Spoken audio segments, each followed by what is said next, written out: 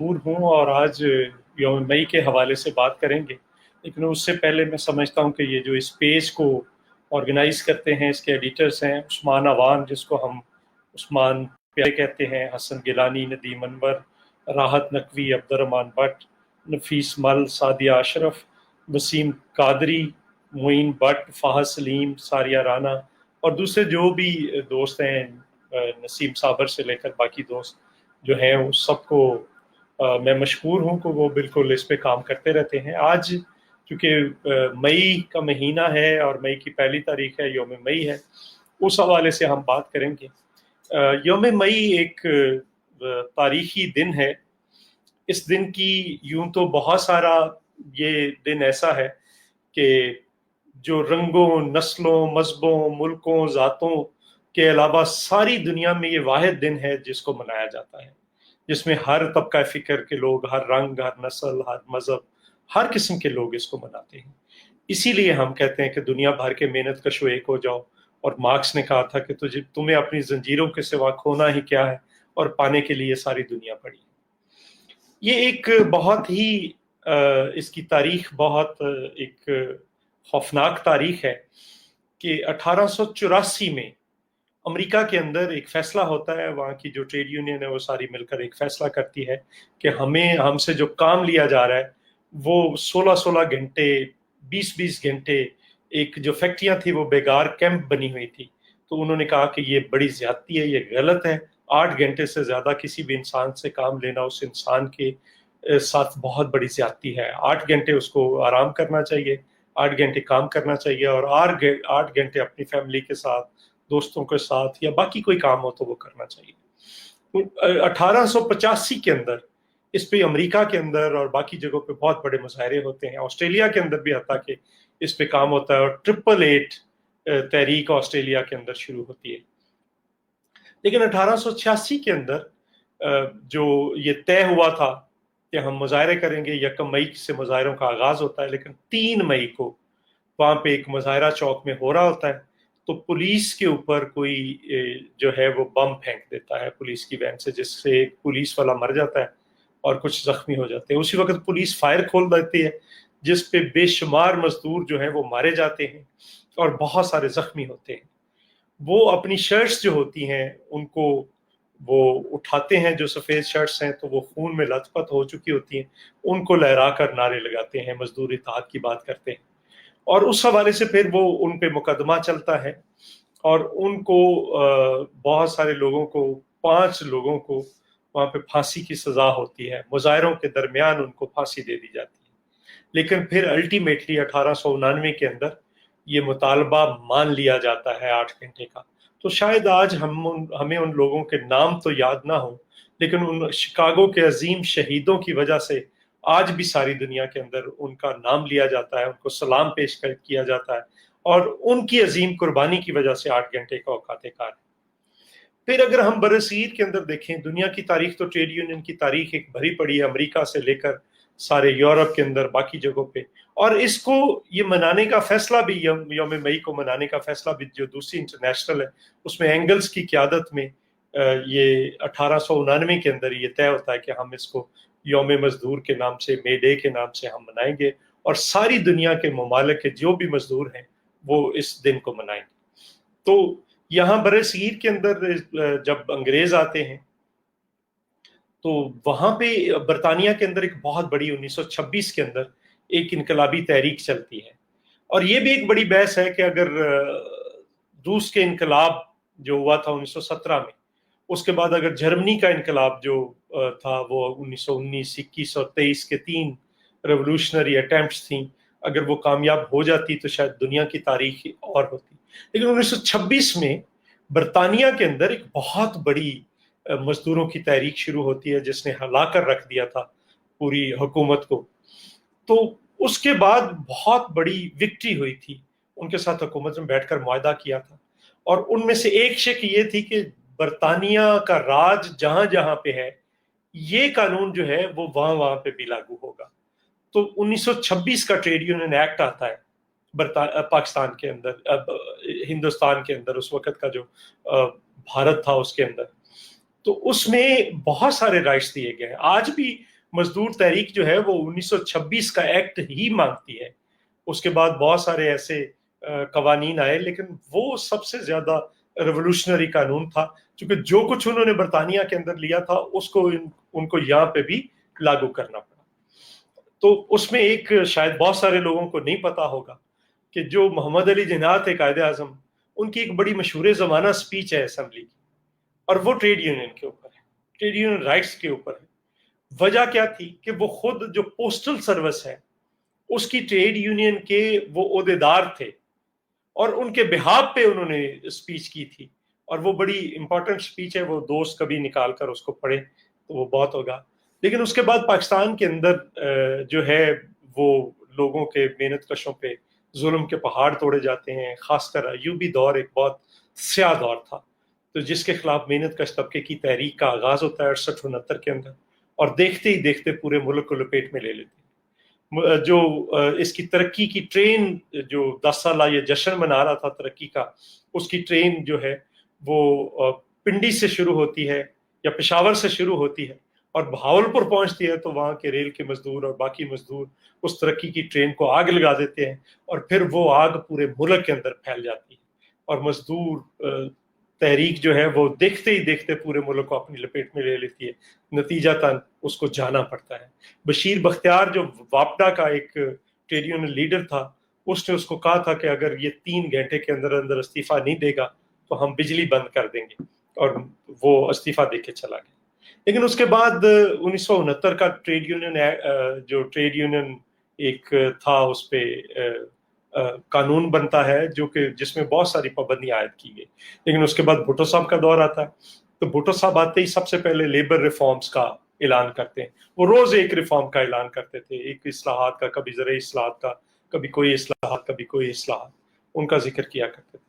تو اس میں لیبر اصلاحات کا بھی وہ ٹی وی پہ آتے ہیں، ریڈیو پہ آتے ہیں، اور ان میں لیبر اصلاحات کا وہ اعلان کر دیتے ہیں، جس کے تحت 1972 کے اندر ایک انقلابی لیبر پالیسی آتی ہے، جس کو آج بھی اگر کسی مزدور سے ٹریڈ یونین کے کسی نمائندے سے بات کریں گے تو وہ یہ بتائے گا، وہ یہ کہے گا کہ ہمیں 1972 کی لیبر پالیسی دے دیں. اور پھر بہت سارے ادارے بنائے جاتے ہیں، آئین کے اندر ان کو تحفظ دیا جاتا ہے، آئین کے اندر انجمن سازی کا حق دیا جاتا ہے. یہ آئین اس کو گارنٹی کرتا ہے. آئین کے بہت سارے ایسے آرٹیکلز ہیں جو اس کی گارنٹی دیتے ہیں، لیکن ایک آرٹیکل بہت عام ہے جو آرٹیکل 3 ہے. پہلے 6 آرٹیکلز جو ہوتے ہیں وہ پریمبل میں ہیں، انہیں شاید تبدیل کوئی نہیں کر سکتا. تو اس کے اندر یہ ہے جہاں پہ پاکستان کا نام ہے، پاکستان کا جھنڈا ہے، پہلے 2 یہ ہیں. پھر تیسرا آرٹیکل کیا کہتا ہے؟ وہ بالکل بھٹو صاحب کی سوچ کی، اس وقت شیخ رشید اور باقی جتنے بھی انقلابی لیڈر تھے ان کی سوچ کی عکاسی کرتا ہے. کیا کہتا ہے کہ وہ ہے ایکسپلائٹیشن کے اوپر، استحصال کے اوپر، کہ ریاست اس چیز کا اہتمام کرے گی کہ کسی شخص کا استحصال نہیں ہوگا، ہر قسم کے استحصال کا خاتمہ کیا جائے گا، انسانوں سے ان کی صلاحیت کے مطابق کام لیا جائے گا اور ان کی ضرورت کے مطابق معاوضہ دیا جائے گا. میرا خیال ہے سوشلزم کی اس سے بڑی کوئی اور تعریف نہیں ہے.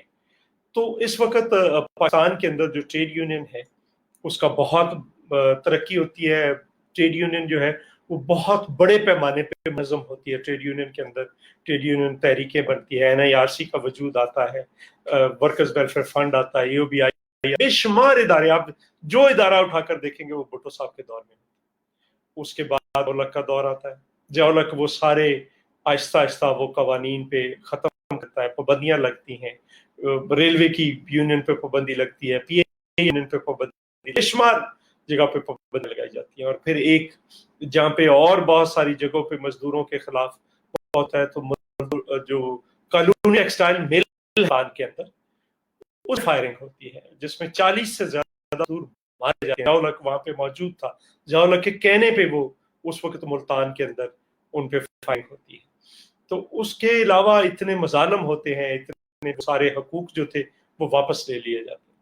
پھر ایک بار پھر محترمہ بینظیر بھٹو آتی ہیں، تو بینظیر بھٹو آ کر وہ جتنے بھی مارشل لا کے آرڈرز ہوتے ہیں ان کو واپس لیتی ہے. ٹریڈ یونین پھر ایک بار بحال ہوتی ہے، ایک نئے سرے سے پھر. لیکن شاید نے بہت سارے حقوق دیے، ان کو بحال کیا، لیکن وہ بہت سارا کام جو کرنا چاہتی وہ ان کے پاس شاید اتنی بڑی اکثریت نہیں تھی، چونکہ مخلوط گورنمنٹ تھی تو وہ نہیں کر سکتی۔ لیکن جو پیپلز پارٹی کی آخری حکومت تھی اس میں آ کر پھر نواز شریف آتا ہے، نواز شریف پھر واپس لے لیتا ہے، بہت سارے رائٹس واپس لے لیتا ہے، بہت سارے ایسے قوانین جیسے بینکنگ آرڈیننس میں 27B بھی لگا دیتا ہے، جس کے تحت عملاً بینکوں کی یونین ختم ہو جاتی ہے۔ اس کے علاوہ 2A کا کارپوریشن ایکٹ کے اندر پھر مشرف آتا ہے جبری برطرفی کا قانون، جو کہ ابھی میں آگے آ کر بتاؤں گا کہ انہوں نے بھی کیا ہے، ابھی دوبارہ سے پھر اس قانون کو لاگو کر دیا۔ جبری برطرفی کا قانون ہوتا ہے 2000، وہ آتا ہے۔ پھر اس کے بعد 2000 کے بعد یہ ریموول فرام سروسز آرڈیننس 2000 آتا ہے، پھر دو لے کر آتے ہیں، جس کے تحت ظاہر کہا گیا کہ یہ مزدوروں کے لیے، لیکن وہ مزدوروں کے خلاف تھا۔ اس کے خلاف ایک بہت وجود ہوتی ہے، ہم سارے جلسوں جلوسوں میں ہم موجود رہے ہیں۔ پھر پرائیویٹائزیشن کے خلاف ایک بہت بڑی جد ہوتی ہے، پہلے anti denationalisation action committee بنائی گئی، اس کے جلسے بہت بڑے بڑے ملک کے اندر جل ہوئے۔ تو اس کے بعد جو محترمہ بینظیر بھٹو کے دور میں ڈی نیشنلائزیشن شروع ہوئی تھی، اس کو ختم کر دیا گیا، لیکن نواز شریف نے آ کر پھر وہ واپس وہ ڈی نیشنلائزیشن شروع کر دی۔ بہت ساری نیشنلائزیشن ہوئی بھٹو کے دور میں، جن کو واپس کر دی، اتفاق فاؤنڈری بھی تھی اور بہت ساری اور جگہ تھی جن کو واپس کر دیا گیا، 1-1 روپے کے عوض واپس کر دیا گیا، حالانکہ اس میں ریاست کی بہت بڑی انویسٹمنٹ ہو چکی، اس کو دیکھے بغیر ان کو مالکان کو واپس کر دیا گیا، ان کو بہت بڑے فائدے پہنچائے گئے، ان کو فائدے دیے گئے۔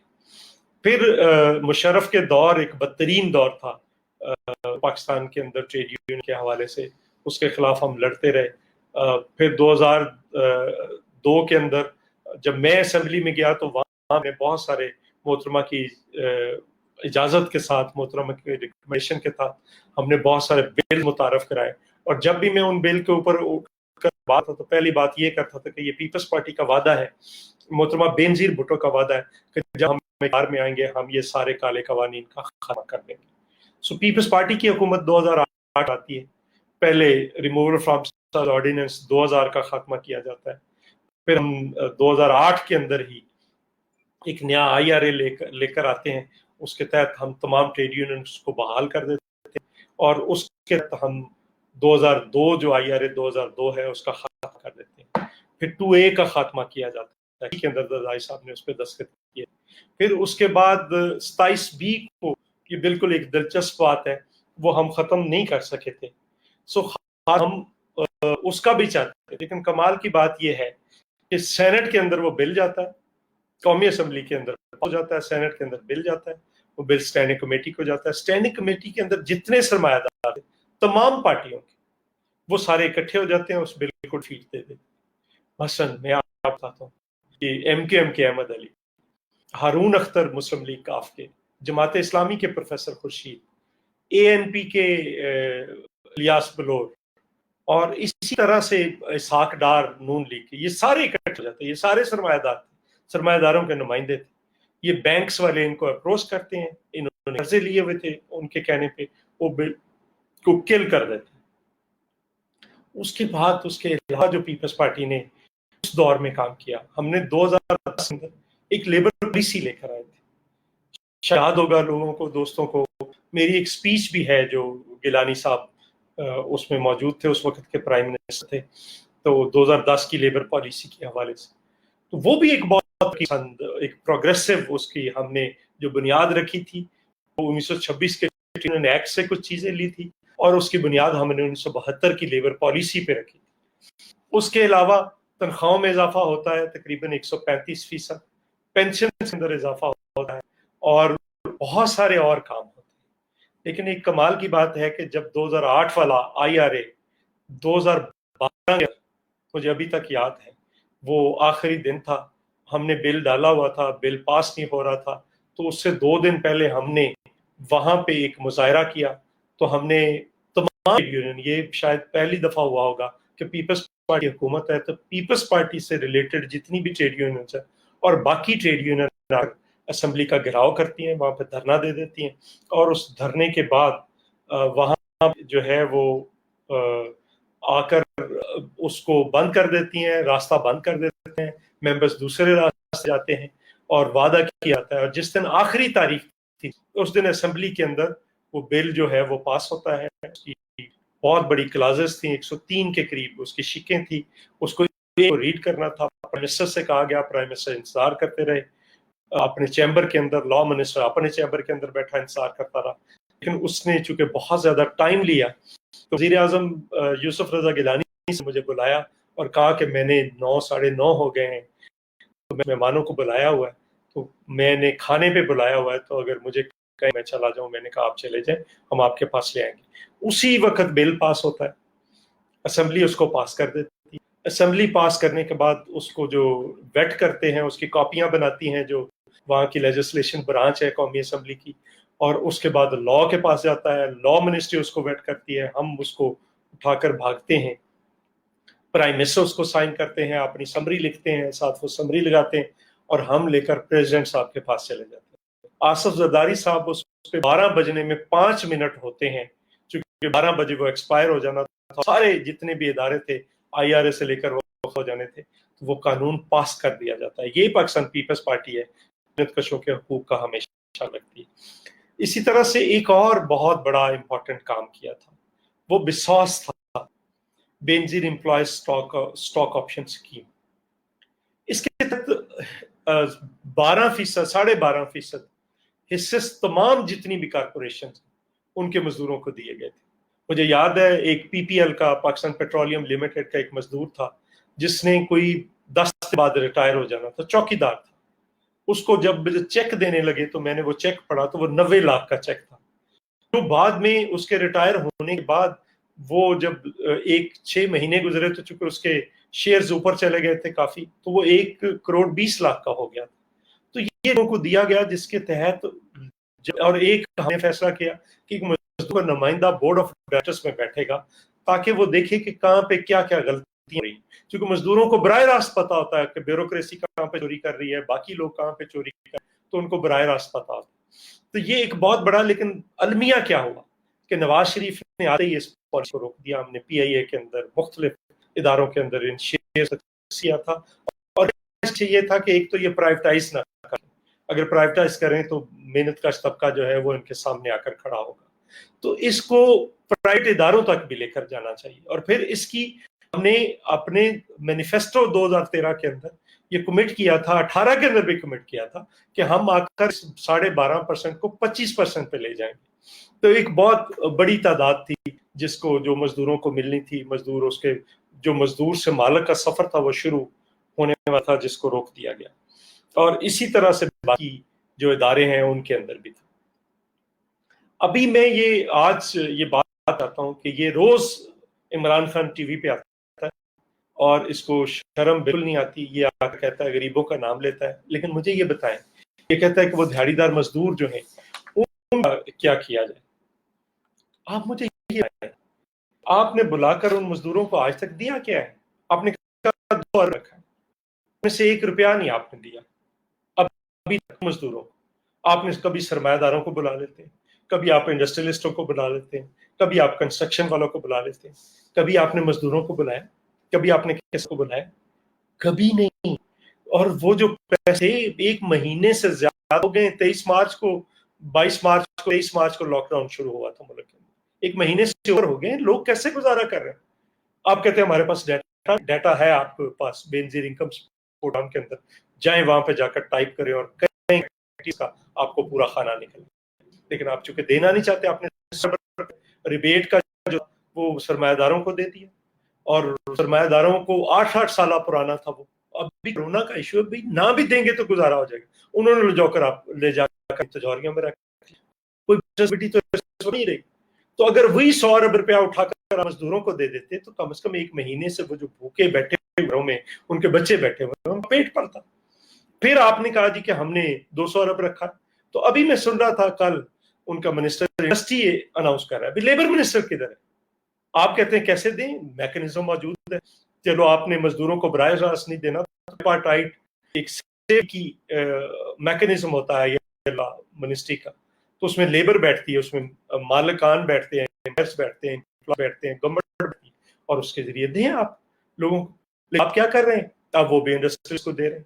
آپ غریبوں کا بل معاف کرنے کے لیے تیار نہیں، لیکن آپ لوگوں کو جو ہے وہ سرمایہ داروں کا بل معاف کرنے کے لیے آپ کو پتہ ہی نہیں آپ کر کیا رہے ہیں. روز نام بتا دیں 1 روپیہ دیا، یہ انکم سپورٹ پروگرام کا دے رہے ہیں، 66 لاکھ لوگوں کا احسان کر دیا ہے.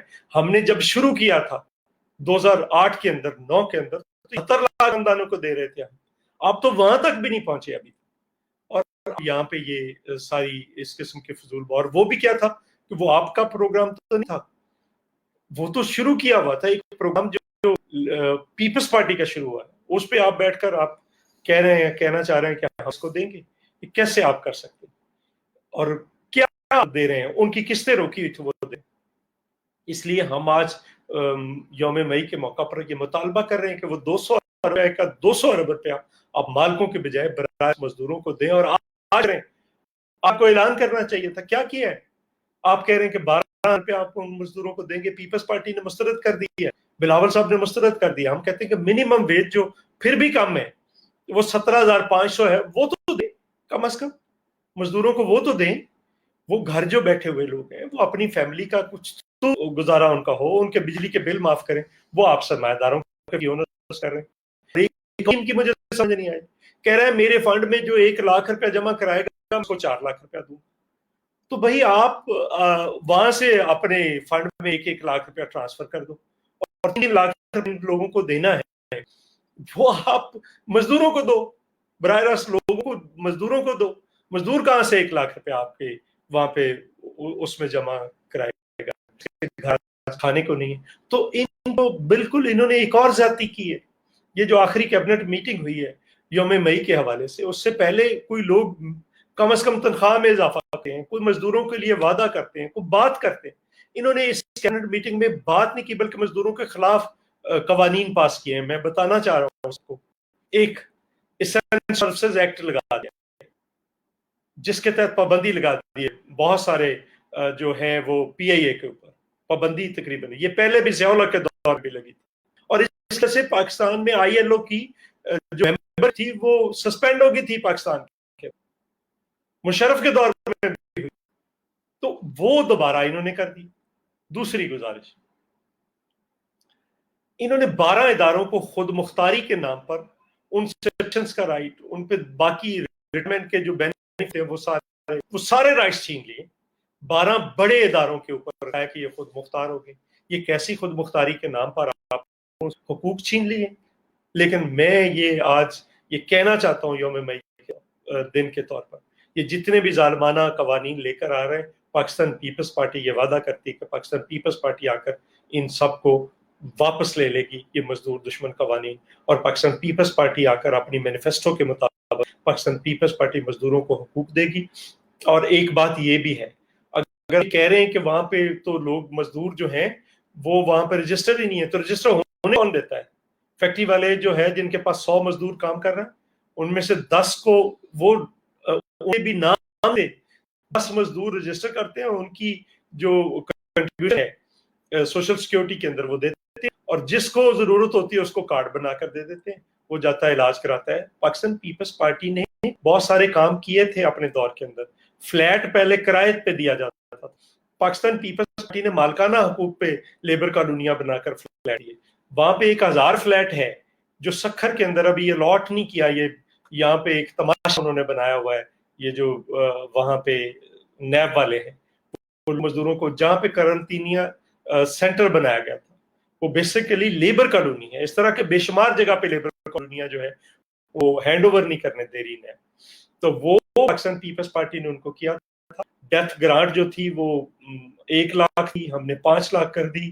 اسی طرح سے شادی گرانٹ تھی وہ 50 تھی، اور صرف 2 بیٹیوں کے لیے ہم نے صرف وہ اس کو بڑھا کر 1 لاکھ کر دیا. اور جتنی بیٹیاں کسی مزدور کی کسی کی شادی ہوگی سب کو دیا گیا.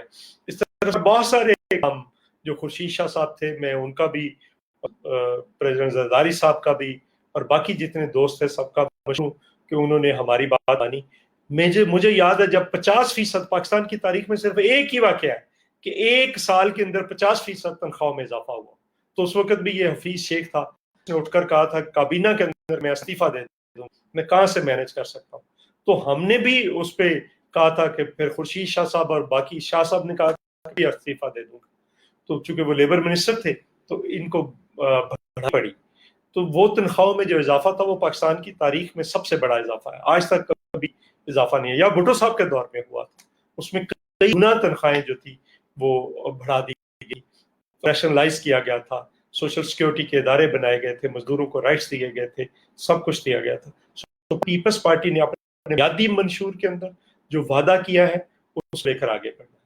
لیکن ایک بات کہنی ہے کہ ہم نے آج مزدوروں کے طور پر یہ عہد کرنا ہے، ان شکاگو کے شہیدوں کی لہو کی قسم کھا کر یہ وعدہ کرنا ہے کہ ہم ان کے خون کو رائے گاہ نہیں جانے گے. ہم اس نظام کو بدلنے تک، پاکستان پیپلز پارٹی کے بنیادی منشور کے مطابق ایک سوشلزم کی تبدیلی تک، ایک غیر طبقاتی سماج کے قیام، ہم اپنی جدوجہد جاری رکھیں گے اور اس جدوجہد کو لے کر آگے بڑھتے ہیں. آپ سب دوستوں کا بہت شکریہ.